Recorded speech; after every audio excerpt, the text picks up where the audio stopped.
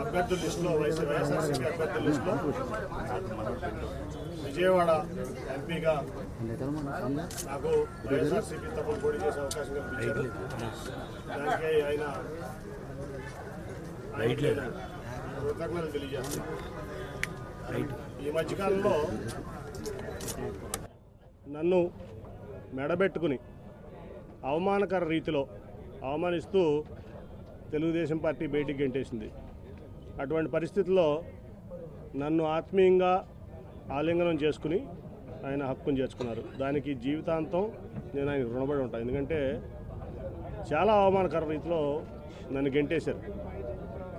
నేను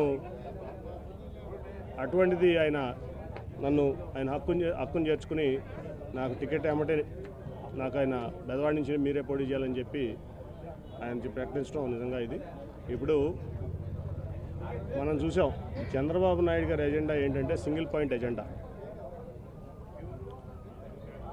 ఆయన కుమారుడు లోకేష్ గారిని ముఖ్యమంత్రి చేసుకోవడం తప్ప ఆయనకి వేరే ఏం ఎజెండా లేదు.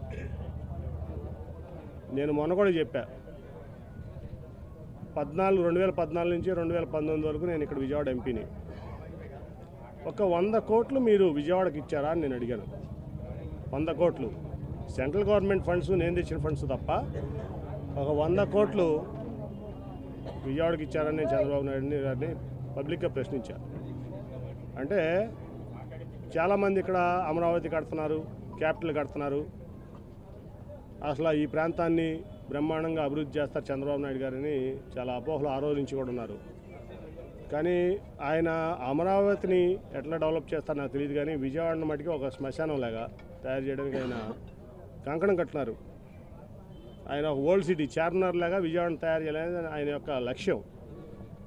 ఎందుకో కానీ నాకు తెలియదు, విజయవాడ అంటే ఆయనకి చాలా చిన్నచూపు మొదటి నుంచి కూడా. ఇక్కడ ప్రజలన్నా విజయవాడ అన్నా ఆయన చాలా చిన్నచూపు. ఎప్పుడో ఆయన రైల్వే స్టేషన్లో ఎవరో ట్యాక్సీ డ్రైవర్లో ఎవరో అవమానపరిచారంట. ఎప్పుడు ఆయన కెరీర్ రాజకీయ జీవితంలో కొత్తగా అదే చెప్తాడు మాకు ఎప్పుడు చెప్పిన ఆయన. ఈ విజయవాడ అంటే ఆయన చాలా చిన్నచూపు. అందుకనే అన్ని రకాలుగా ఆయన చేయకపోయినా ఏదో నాకున్నటువంటి దీంతో ఈ ప్రాంతాన్ని చిత్తచూపుతో నేను తెచ్చుకున్నాను. ఆ రోజున ఎయిర్పోర్ట్ కూడా వద్దనుకున్నాడు ఆయన. ఇక్కడ 5,000 ఎకరాల్లో అమరావతిలో ఎయిర్పోర్ట్ పెడదాం, ఈ ఎయిర్పోర్ట్ వద్దనుకుంటే ఆ రోజు వెంకయ్యనాయుడు గారు నేను చాలా అడ్డం తిరిగే దాని మీద.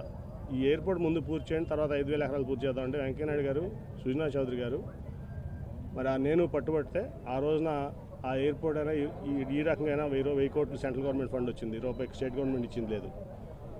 అంటే నేను ఈ ప్రాంతంలో రాజధానికి వ్యతిరేకం కాదు. నేను మొదటి నుంచి రాజధాని రైతులు నా దగ్గరికి వచ్చినప్పుడు కూడా చెప్పా, నేను ఈ ప్రాంతంలో రాజధాని ఉండడానికి వ్యతిరేకం కాదు. కట్టుకోండి రాజధాని. మీకు కృష్ణానది దాటిన తర్వాత మరి ఆ వారదవతల నుంచి కాజ వరకు మీకు కావాల్సిన సెక్రటరియేటో లేకపోతే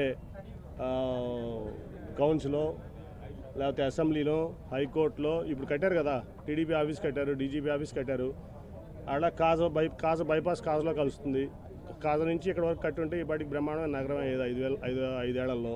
అది కట్టకుండా ఎక్కడో 55,000 ఎకరాలు 33,000 ఎకరాలు రైతులను మోసం చేసి వాళ్ళ రైతుల్ని రోడ్డు మీద పడేసి ఆయన ₹1 కూడా ఆవిడ గాజులు తీసి ఇచ్చింది, మా దగ్గర డబ్బులు లేవని చెప్పి. అమరావతి ఫండ్ అనమాట. వాళ్ళ రైతులు ఎకరానికి 10,000 వేసుకుని వాళ్ళు బాగు చేసుకుంటున్నారు. వాళ్ళు కోర్టులో ఇబ్బంది పడుతున్నారు. అంటే నేను చెప్పేది ఏంటంటే, నువ్వు ఆ రోజున రాజధాని పెట్టాల్సింది కృష్ణానది వారధి దాటిన తర్వాత కాజ మధ్యలో నీకు కావాల్సిన left side 9HP left side right side కట్టుకుంటూ వెళ్తే బ్రహ్మాండమైన గన్నవరం ఎయిర్పోర్ట్ నుంచి గుంటూరు వరకు ఈ ప్రాంతం బ్రహ్మాండం అయ్యేది. నువ్వు నీ అనవసరమైన ల్యాండ్ మాఫియాకి వెళ్లకుండా, ల్యాండ్ దీనికి వెళ్లకుండా నువ్వు పాత అమరావతి నుంచి తెనాలి వరకు మాస్టర్ ప్లానింగ్ ఇచ్చుకుంటే ఇవాళ బ్రహ్మాండంగా ఈ నగరం ఈ ప్రాంతం డెవలప్ అయ్యేది. కావాలని చెప్పి ఎక్కడో తీసుకెళ్ళి అమరావతిలో 33,000 ఎకరాల రైతులు మోసం చేసి, నేను మొదటి రోజు చెప్తున్నా, వాళ్ళు చెప్పడం కాదు.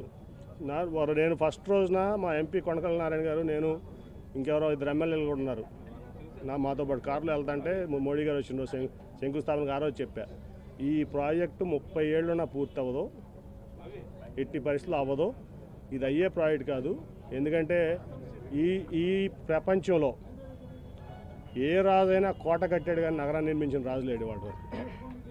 కోట కట్టుకున్నాడు, కోటలో కావాల్సినటువంటి సెక్రటరియట్లో లేకపోతే ఏదో కట్టుకున్నాడు తప్ప ఎవరో కూడా నగరాన్ని నిర్మించిన రాజు లేడు ఇంతవరకు. కాబట్టి అనవసరంగా ఏదో షాజహాన్ తాజ్మహల్ కట్టాడు కాబట్టి ఆ పేరు వచ్చింది. కాబట్టి నేను అమరావతి కడితే ఎవరో అమరావతి అంటే ఎవరు చంద్రబాబు నాయుడు అని చెప్పి కొంతమంది భూమాఫియా దారుల చేతుల్లోకి వెళ్ళిపోయి బాబు కొడుకులు ఇద్దరు కూడా ఈ ప్రాంతాన్ని, ఈ ప్రాంత ప్రజల్ని, అట్లాగే 33,000 ఎకరాలు ఇచ్చిన అమరావతి రైతుల్ని మోసం చేశారు. మీరు అడగండి అమరావతి రైతులు కావాలి, నేను ఈ మాటలు అన్నాను లేదో ఫస్ట్లోనే చెప్పాను. నేను అమరావతి రైతులు నా దగ్గరికి వచ్చేట మోసం చేసి ఫస్ట్లో కొంచెం రైతులు ఇబ్బంది పడ్డారని నేను కొంచెం ఎమోషనల్ అయ్యా. ఒక నెల రోజుల తర్వాత ఆలోచించిన తర్వాత నేను చెప్పాను వాళ్ళకి, రైతులు నా దగ్గరికి వస్తే ఢిల్లీ వచ్చినా ఇదంతా చెప్పా, మిమ్మల్ని మోసం చేశారు చంద్రబాబు నాయుడు గారు, అసలు ఇక్కడ రాజధాని తప్పు అని ఆ రోజు నుంచి చెప్తున్నా. రాజధాని ఈ ప్రాంతంలో రావడానికి వ్యతిరేకం కాదు, మీడియాకి చెప్తున్నా, కరెక్ట్గా రిపోర్ట్ చేయండి మీరు చెప్పేది కూడా. లేకపోతే ఆ 5 ఏళ్లలో బ్రహ్మాండంగా ఈ ప్రాంతం ఇక్కడ బ్రహ్మాండం అయ్యేది, అంతా కూడా చక్కగా ఉండేది. నువ్వు 33,000 ఎకరాలు ఇచ్చిన రైతుల్ని మోసం చేసావు, నీ స్వార్థం కోసం ఈ ప్రాంతాన్ని మోసం చేసావు, విజయవాడని పాత నగరంగా చేయాలని చూసావు, ఒక 100 కోట్లు కూడా ఇవ్వలేదు, నీకు చిత్తశుద్ధి లేదు. ఈ ప్రాంతం ఇవాళ చెప్తున్నా నేను, జగన్మోహన్ రెడ్డి గారు మొన్న మాకు హామీ ఇచ్చారు, మాకు అవినాష్కి మేమందరం వెళ్తే హామీ ఇచ్చారు, విజయవాడ అభివృద్ధి నాది గ్యారంటీ, దాంట్లో మీరు ఎటువంటి ఇది అవ్వద్దు. మేము చెప్పాం మాకేం వద్దు సార్ మీ దగ్గర నుంచి విజయవాడ డెవలప్మెంట్ తప్ప ఏం వద్దంటే, మీకేం కావాలో చెప్పండి నేను విజయవాడ డెవలప్మెంట్కి అది ఇస్తానని ముఖ్యమంత్రి గారు చెప్పారు మాకు. కాబట్టి చంద్రబాబు నాయుడు ఈ విజయవాడకి చేసిన ద్రోహం అటువంటిది కాదు, విజయవాడకే కాదు ఈ విజయవాడ పార్లమెంట్లో 100 కోట్ల రూపాయలు చంద్రబాబు నాయుడు ఎక్సెప్ట్ పుష్కరాలు అప్పుడు తప్ప 100 కోట్లు కూడా ఇవ్వలేదు. ఈ ప్రాంత ద్రోహి చంద్రబాబు నాయుడు, ఎస్పెషలీ విజయవాడకి. ఎందుకంటే నేను విజయవాడ ఎంపీ కాబట్టి విజయవాడ మీద స్ట్రెస్ చేస్తున్నాను. ఒక 100 కోట్లు కూడా 5 ఏళ్ళు ఇవ్వాల. ఏంటి ఈయన ముఖ్యమంత్రి అయితే అమరావతి ఏం చేస్తాడు? రేపైనా సరే ఇప్పుడు పొరపాటున గెలవడు, గెలిస్తే పొరపాటు అంటే అమరావతి అంటాడు. విజయవాడ ఏమవ్వాలి? మిగతా ప్రాంతాలు కావాలి ఈ రాష్ట్రంలో. ఇప్పుడు క్యాపిటల్గా సెక్రటరియట్ కట్టాడు ఆయన. ఎన్నిసార్లు వెళ్ళాను నేను సెక్రటరియట్? ఎంపీ ఆయన మీటింగ్ వెళ్తే 1-2 సార్లు వెళ్ళాను. నాకేం పని ఉంటుంది సెక్రటరియట్లో? రోజు కామన్ మ్యాన్కి ఏం పని ఉంటుంది? నీకెందుకు అంతంత పెద్ద ఏదో మాన్యుమెంట్స్? కాబట్టి ఆయన ఈ ప్రాంతానికి ద్రోహి, ఖచ్చితంగా ద్రోహి. ఆయన ఎజెండా ఏం లేదు, ఖచ్చితంగా లొకేషన్ ముఖ్యమంత్రి చేయడం ఆయన ఎజెండా. దానికోసం పవన్ కళ్యాణ్ గారినైనా రేపు మోసం చేస్తాడు, దాంట్లో ఎటువంటి డౌట్ లేదు. చంద్రబాబు వల్ల మీ కుటుంబాలు చిచ్చులు పెట్టారని మీరు అన్నారు సార్. నేను నా కేసు చిన్నగా దానికి వ్యతిరేకిస్తే అసలు ఆయన తప్పే లేదు, మా కుటుంబంలో చిచ్చు రావడానికి కారణం కేసు నాని అని బహిరంగ ఇప్పటిదాకా పేరు పెట్టలేదు. చంద్రబాబు నాయుడు సంగతి ఎవరో తెలియదయ్యా. చంద్రబాబు నాయుడు తెలియదు, మోడీ గారిని అడిగి చెప్తాడు. చంద్రబాబు నాయుడు గారు అడ శిష్యులు పెడతాడు, ఏం చేస్తాడు? ఇంకా ఒకటి చెప్పేదేంటి, ఆ పెట్టల ద్వారా చెప్తే నేను చేయాలి, నేను నీకు సమాధానం చెప్పాలేంటి? సెంట్రల్ సీటు విషయంలో ఉన్న ప్రతిష్టంభన విషయంలో మీ దగ్గరికి వచ్చారు అని